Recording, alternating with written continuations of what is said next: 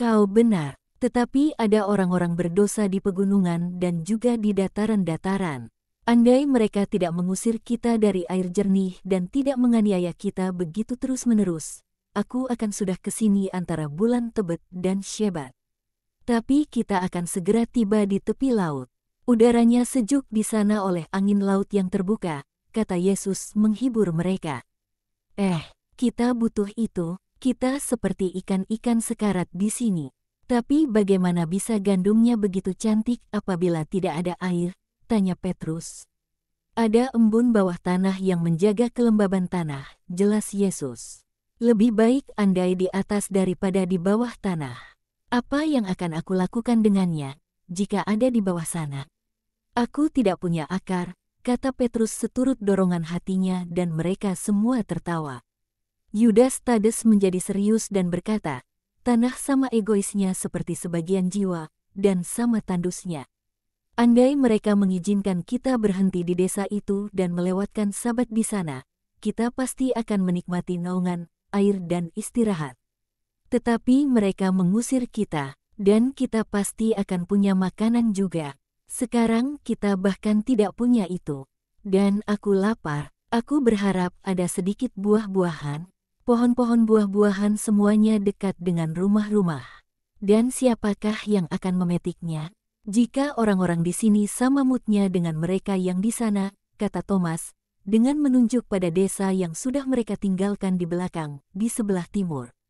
Ambillah bagian makananku, aku tidak terlalu lapar, kata Zelot. Kau dapat juga mengambil bagianku, kata Yesus.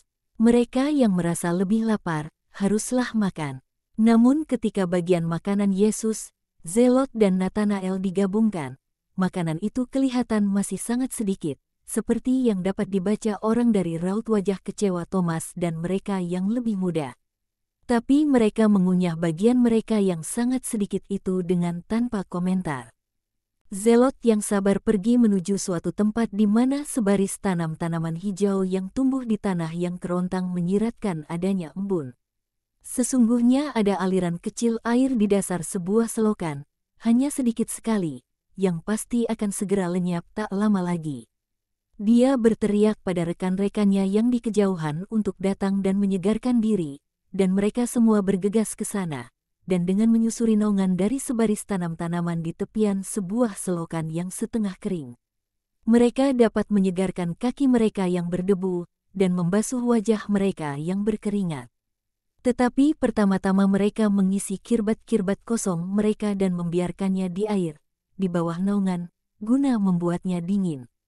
Mereka duduk di kaki sebatang pohon dan sebab letih, mereka tertidur. Yesus menatap mereka dengan penuh kasih dan penuh simpati dan menggelengkan kepalanya. Zelot, yang sudah pergi untuk minum lagi, memperhatikan gerak tubuhnya dan bertanya padanya, "Ada apa?"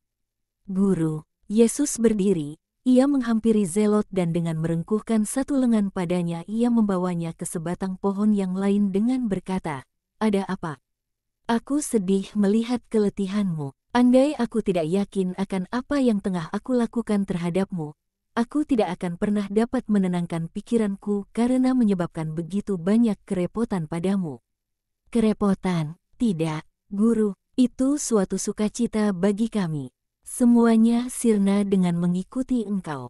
Kami semua bahagia, percayalah padaku. Tidak ada penyesalan, tidak ada." "Diamlah, Simon. Kemanusiaan mengeluh juga dalam diri orang-orang baik.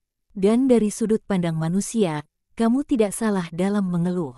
Aku telah merenggutmu jauh dari rumahmu, dari keluargamu, dari pekerjaanmu dan kamu datang dengan berpikir bahwa akan menjadi sangat berbeda mengikuti aku. Tetapi keluhanmu yang sekarang, protes batinmu akan menjadi tenang suatu hari nanti. Dan pada waktu itu kamu akan menyadari bahwa adalah baik untuk melalui kabut dan lumpur, melalui debu dan hari-hari paling terik.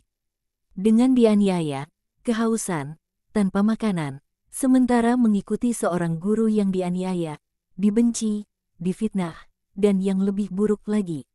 Semuanya akan tampak indah bagimu pada waktu itu, sebab benak pikiranmu akan berbeda, dan kamu akan melihat semuanya dalam suatu terang yang berbeda. Dan kamu akan memberkati aku sebab telah membimbingmu sepanjang jalanku yang sulit. Engkau sedih, Guru, dan dunia membenarkan kesedihanmu, tetapi kami bukan bagian dari itu. Kami semua bahagia, semua. Apa kau yakin? Apakah engkau punya pendapat yang berbeda? Ya, Simon, kau selalu gembira, kau sudah mengerti. Banyak lainnya yang belum. Lihat mereka yang tertidur itu. Tahukah kau betapa banyak pikiran berkecamuk dalam pikiran mereka, juga sementara mereka tidur? Dan segenap mereka yang termasuk dalam bilangan para murid, apakah kau pikir bahwa mereka akan setia hingga semuanya digenapi?